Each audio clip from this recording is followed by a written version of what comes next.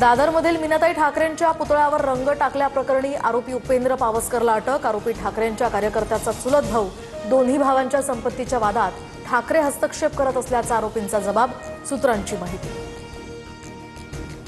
आरोपी उपेंद्र पावसकर संपत्तीच्या वादात सतत श्रीधर पावसकर आणि आदित्य ठाकरेंविरोधात तक्रार करायचा।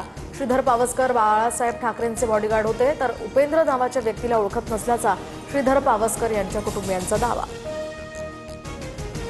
वोट चोरीच्या आरोपांवरून 10 वाजता राहुल गांधींची पत्रकार परिषद। वोट चोरीचा हायड्रोजन बॉम्ब फोडण्याचा राहुल गांधींचा इशारा। कोणत्या मतदारसंघातील आकडेवारी मांडणार याकडे आता लक्ष।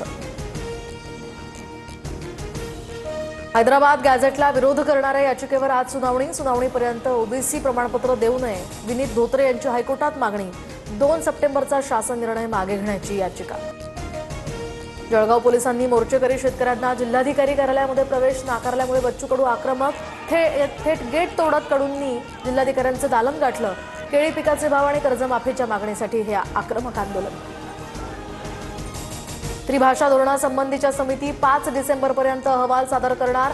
अध्यक्ष नरेंद्र जाधव राज ठाकरेंची आणि उद्धव ठाकरेंची भेट घेणार। समिती पुणे, मुंबई, संभाजीनगर, सोलापूरसह 8 ठिकाणी लोकांचं मत जाणून घेणार।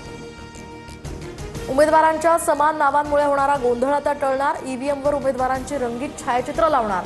राज्य निवडणूक आयोगाचा निर्णय। मतपत्रिका अधिक स्पष्ट बनवण्यासाठी नावं आणि निवडणूक चिन्ह ठळकपणे प्रदर्शित केली जाणार। दिशा पाटणेच्या घरावर गोळीबार करणाऱ्या दोन्ही आरोपींचा एन्काउंटर। गाझियाबादमधील चकमकीत पोलिसांच्या गोळीबारात दोन्ही आरोपींचा मृत्यू। राज्यातील 30 जिल्ह्यांमध्ये 17 लाख हेक्टरवरील पिकांचं नुकसान। नांदेड जिल्ह्याला सर्वाधिक फटका। अतिवृष्टीग्रस्त शेतकऱ्यांना सरकार तातडीनं मदत करणार। मुख्यमंत्र्यांचं आश्वासन।